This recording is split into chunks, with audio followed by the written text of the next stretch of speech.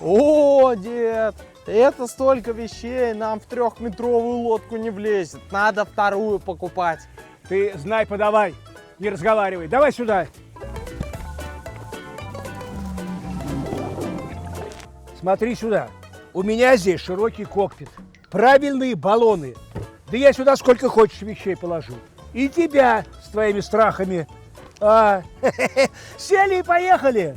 В 3 метрах яхтмана места больше, чем у некоторых в однокомнатной квартире. Правильно, Миш? Отлично сказал, просто вот красавчик.